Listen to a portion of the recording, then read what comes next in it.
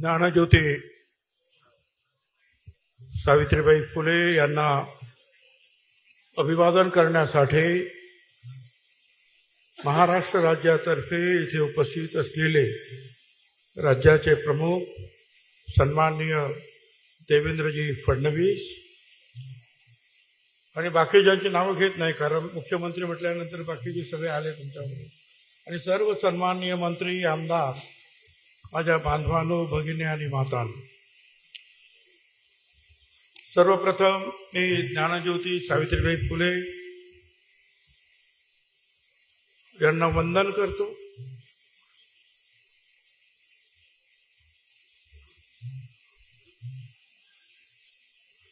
आज आपण पाहतो आहोत मुख्यमंत्री येतात म्हटलं की कार्यक्रमाचं स्वरूप सुद्धा बदलतं आणि हे जे काही स्वरूप बदललेलं आहे, स्वरूप बदललं म्हणजे जरा मोठ्या प्रमाणावर सगळं सरकारी कर्मचारी सरकारी अधिकारी कामाला लागलेले आहेत. हे सगळं जे होतं आहे ते मुख्यमंत्री महोदय आपण आल्यामुळे जो आहे हा सगळा मोठा बदल जो आहे आपल्याला दिसतो आहे. मला म्हणूनच आपण आल्याबद्दल मला खूप आनंद आहे आणि मी आपले आभार मानतो. या ठिकाणी मला पहिल्यांदा मी ज्या वेळेला सावित्रीबाईंना वंदन करतो आहे त्याच वेळेला आमचे एक स्वर्गीय मित्र हरी नरके यांची सुद्धा मला आठवण येते. त्यांना सुद्धा मी अभिवादन करतो. ते याच्यासाठी 2000 सालामध्ये महात्मा ज्योतिराव फुल्यांचा फुलेवाडा तिथलं स्मारक तर झालेलं अगोदर होतं, पण सावित्रीबाई फुलांचं स्मारक इथे नव्हतं. ते हरिभाऊ नरके विचारवंत ते मला घेऊन इथे आले आणि त्यांनी मला दाखवलं की इथे या घरामध्ये सगळं पडलेलं होतं. या घरामध्ये सावित्रीबाईंचा जन्म झाला. म्हटलं आता काय करायचं, म्हटलं आपण एक करूया. खरं म्हणजे फंड्स नव्हते, पण मी त्यावेळेला एमएलसी होतो आणि एमएलसीचे जे फंड्स होते ते सगळे इथे वापरायचे ठरवलं. त्याच्यानंतर अडचणी खूप असतात. चंद्रा अय्यंगार म्हणून त्या अधिकारी होत्या सचिव, प्रधान सचिव, नंतर पुढे आणखीन झाले. त्यांनी पूर्ण मदत केली आणि आणखीन खरं सांगायचं तर एमएलसीच्या फंडातून जे आहे एक पुरातत्व खात्याचा आर्किटेक्ट मिळवून गावातलं निरीक्षण करून त्या गावातील घरांसारखं घर उभं करण्याचा आपण प्रयत्न केला. हळूहळू कार्यक्रम वाढत गेले, लोक येत गेले. अनेक लोकांच्या लक्षात येत नव्हतं अगोदर की या जागेचं महत्व काय. पण ह्या सगळ्या गोष्टी ज्या आहेत, शिवछत्रपती असतील, जिजामाता असेल, सावित्रीबाई फुले, महात्मा ज्योतिराव फुले, डॉक्टर बाबासाहेब आंबेडकर, अण्णाभाऊ साठे, अहिल्याबाई होळकर, हे अनेक जे आहे ते आपली दैवता आहेत.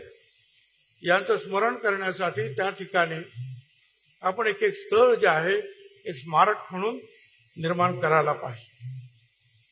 सावित्रीबाई फुल्यांचे अनंत उपकार तुमच्या आमच्यावर आहेत. शिक्षणाच्या बाबतीमध्ये तर आहेच आपल्याला पाहिजे. आणि सगळ्यांनी सगळे सांगतात की शेणाचे गोळे त्यांना मारले, दगड मारले. कुणी मारले ते तुम्ही आम्ही सगळ्यांनी, केवळ ब्राह्मणांनी नाही, हे लक्षात घ्या. महात्मा ज्योतिराव फुल्यांना मदत करणारे जसे विरोध करणारे होते तसे मदत करणारे ब्राह्मण सुद्धा होते. भवाळकर होते. भिड्यांचा वाडा आपण म्हणतो तिथे शाळा, ते भिडे ब्राह्मणच. परांजपे होते, भांडारकर होते.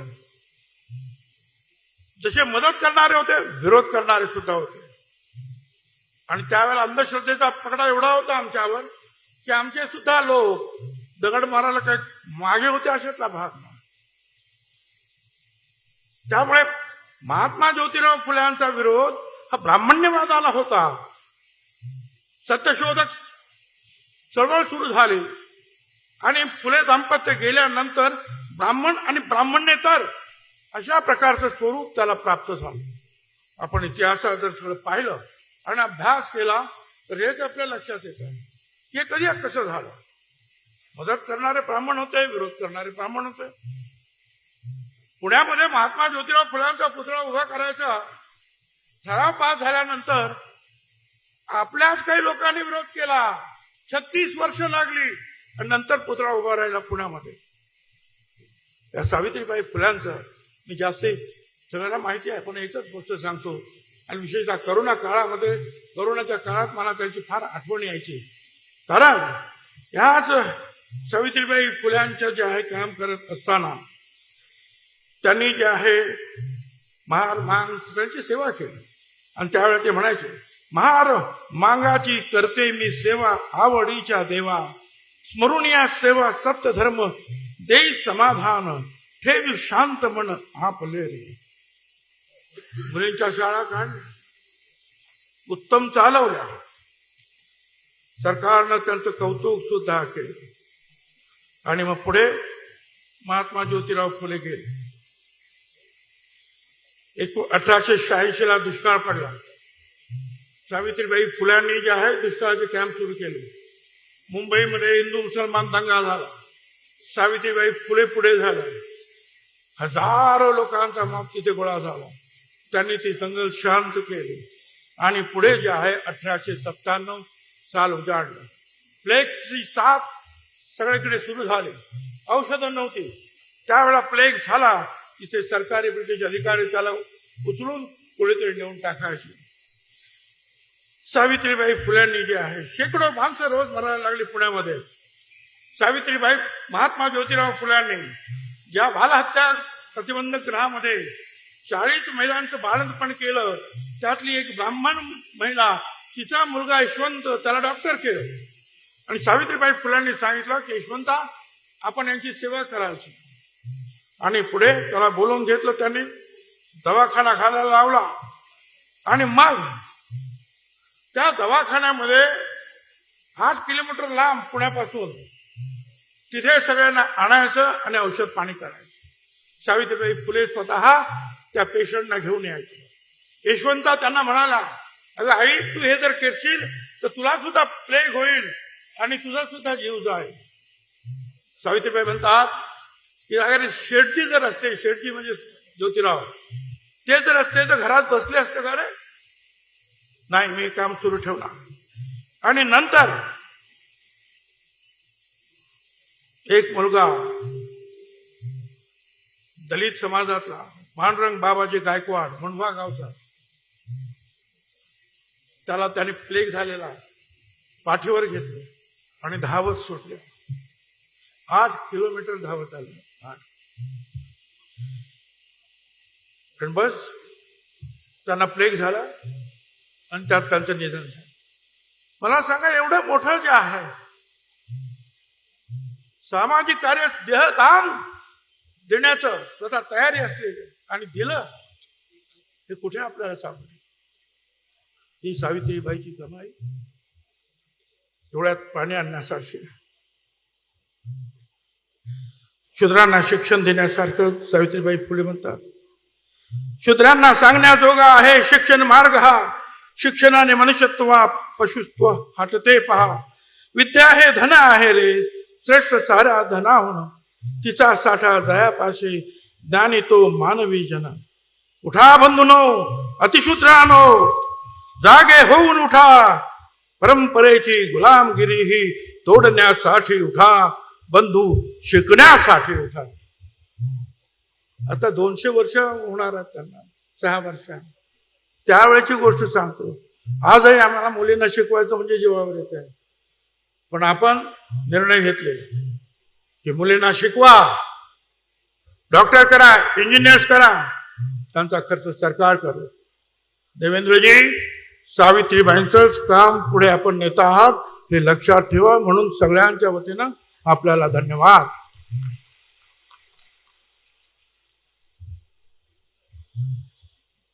कामं तर खूप आहेत. सरकारनं खूप कामं केली आहे. पहिलं काम मी तुम्हाला सांगतो, माझ्या बांधवांनो, भगिनीने मात्र, मंत्रालयामध्ये मी विरोधी पक्षात होतो त्यावेळेला शिंदे आणि फडणवीस दोघेच सरकारमध्ये, आणि आम्ही मागणी केली की मंत्रालयाच्या प्रवेशद्वारावर छत्रपतींची प्रतिमा आहे, बाबासाहेब आंबेडकरांची आहे, जिजामातेंचे आहे, सगळ्यांचे आहे. महात्मा ज्योतिराव फुले सावित्रीबाई फुल्यांचे नाही. आणि त्याच विधानसभेच्या सभेत उठून यांनी सांगितलं ते आम्ही करणार. शिंदे साहेबांनी सांगितलं, यांनी सांगितलं.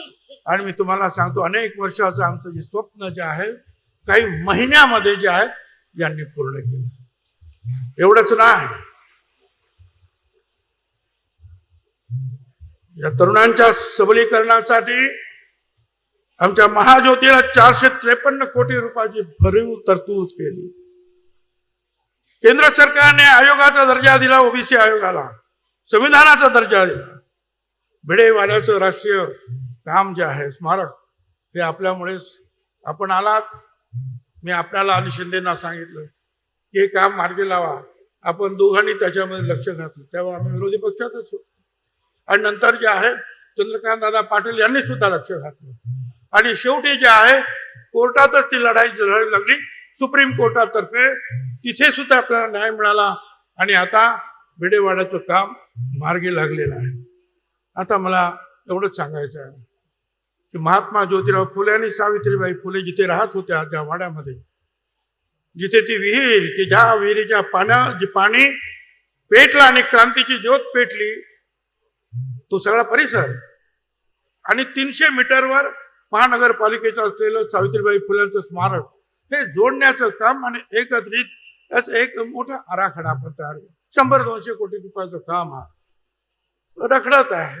माझी विनंती आहे सगळ्यांच्या वतीनं, आपण गेल्याबरोबर एक मीटिंग घेऊन हे काम त्वरित कसं मार्गी लागेल आणि उत्तम असं स्मारक तिथे सुद्धा कसं स्मारक आहे ते भव्य स्वरूपात कसं उभं राहिले पाहावं लागेल. कारण मीटिंग घेण्यासाठी सुद्धा जागा नाही. हे आपण करायला पाहिजे. पैसे वगैरे मंजूर झालेला आहे, कामाला धक्के देण्याची आवश्यकता आहे.